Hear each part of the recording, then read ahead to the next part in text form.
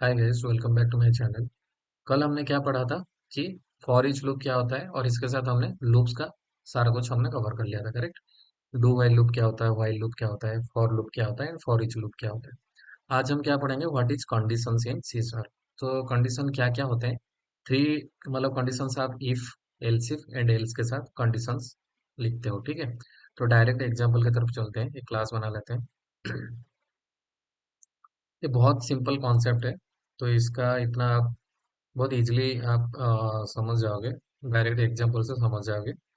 तो एक क्लास बनाते हैं कंडीशंस नाम का। ठीक है, इसके अंदर आप इसी को ही कॉपी कर लो, ये जो था इसी को आप कॉपी कर लो ताकि आपको इजीली एक्सप्लेन होगा कि क्या है। ठीक है, मतलब ये तो आपको पता है, आपने एक एरे डिफाइन किया था। ये सारा कमेंट्स हटा देता हूँ नेसेसरी, ये तो ऑलरेडी आपने पढ़ लिया है और समझ गया आपको क्या है ये। ठीक है, तो ये सारा कमेंट्स हटा देता हूँ एक बार के लिए। ठीक है, तो अभी सिंपल है, एक एरे एरे आपने डिफाइन किया और एरे में आपने 5 एलिमेंट स्टोर किया, 10 से लेके 50, 10 20 30 40 50, एंड उसको फॉर लूप लगा के आप वन बाय वन एक्सेस करें और प्रिंट करें। तो जब एक्सेस करें इसी के अंदर हम इफ एल्स लगाते हैं। ठीक है, मतलब इसी के अंदर कहीं पे भी लगा सकते हो, मैं इसी के अंदर आपको लगा के दिखा रहा हूँ ताकि आपको इजिली एक्सप्लेन हो जाएगा। तो ये देखो, ये होता है इफ। ठीक है, इफ में आपने क्या चेक किया, array of index, array of I. Array of I मतलब आई का वैल्यू अगर 0 है 1 है, मतलब ये वैल्यू अगर 30 आ रहा है, मतलब वन बाई वन आप आइटरेट करते रहोगे तब कभी ना कभी 30 तो आएगा। पहले 10 आएगा, फिर 20 आएगा, फिर 30 आएगा। तो जब 30 आएगा तब हम क्या प्रिंट कर रहे हैं, console dot right time value is greater than 30, या तो इक्वल टू कर दो। इक्वल टू 30 है तो वैल्यू इज 30। ठीक है, वैल्यू इज 30, इतना ही प्रिंट करो। ठीक है, और एल्स इफ में डालो, इफ के बाद आएगा एल्स इफ। ठीक है, एल्स इफ में डालो और एक कंडीशन डालो, इफ अरे ऑफ आई इक्वल टू 40 कर दो। यहाँ पे 40 है तो हम वैल्यू इज 40, यहाँ पे 40 प्रिंट कर दो। कुछ 30 या 40 में से कुछ भी मैच नहीं करे तो वैल्यू इज समथिंग एल्स। ठीक है, ऐसा प्रिंट कर दिया आपने तो आपको समझा। देखो, पहले 30 के लिए वो ये प्रिंट करेगा, 40 जब आएगा तब ये प्रिंट करेगा। 30 एंड 40 में से कुछ भी नहीं है, मान लो 10 आ रहा है, 20 आ रहा है या 50 आ रहा है, तो हमेशा ये प्रिंट करेगा। तो आपको समझ रहे हैं, ये हम तीनों ब्लॉक लिखे, एक इफ ब्लॉक है, एक एल्स इफ ब्लॉक है एंड एक एल्स ब्लॉक है। ठीक है, ये तीन अलग अलग ब्लॉक है। तो एट ए टाइम ओनली एक ही ब्लॉक एग्जीक्यूट होगा। अगर एक ब्लॉक इनमें से एग्जीक्यूट हो रहा है तो बाकी के दोनों एग्जीक्यूट नहीं होंगे। ठीक है, तो जब 10 आएगा तब कौन सा ब्लॉक आपका एग्जीक्यूट होगा, इक्वल टू 30, इसको बोलते हैं क्या, कंडीशंस। इफ के बाद जो राउंड ब्रैकेट के अंदर आप लिखते हो दैट इज कॉल्ड कंडीशंस। अगर ये कंडीशन ट्रू हुआ तभी वो इफ ब्लॉक के अंदर जाएगा, नहीं तो इफ ब्लॉक से बाहर आ जाएगा, फिर एल्स इफ के पास जाएगा। एल्स इफ में चेक करेगा इक्वल टू 40, ये वाला कंडीशन ट्रू है या फॉल्स है। अगर ट्रू है तो एल्स इफ ब्लॉक के अंदर जाएगा, नहीं तो एल्स इफ ब्लॉक के बाहर आ जाएगा, फिर एल्स ब्लॉक में जाएगा। अगर किसी भी ब्लॉक के अंदर जाएगा तो उसके बाद बाकी कोई भी ब्लॉक के अंदर वो घुसेगा नहीं, बाहर आ जाएगा।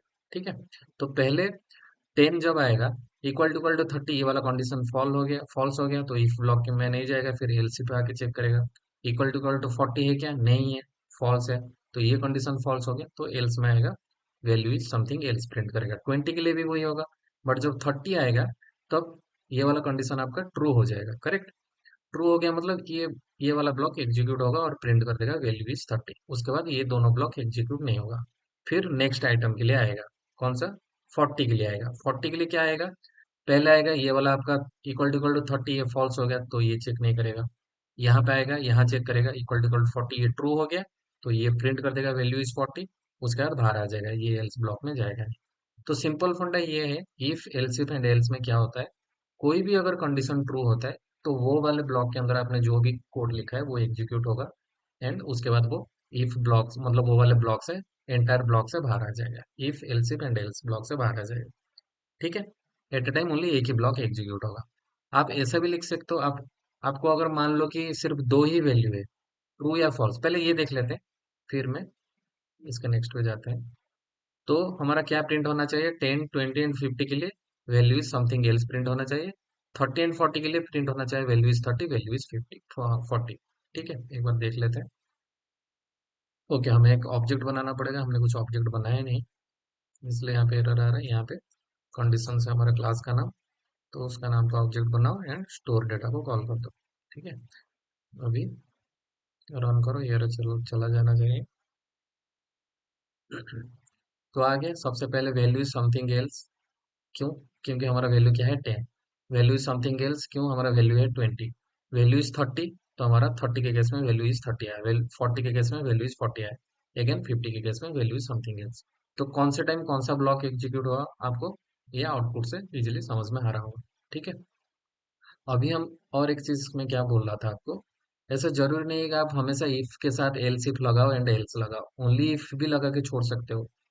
अगर ये कंडीशन ट्रू हुआ तो इसके अंदर जो है वो प्रिंट होगा, अगर नहीं है तो वो प्रिंट होगा ही नहीं। देख लेते हैं एक बार,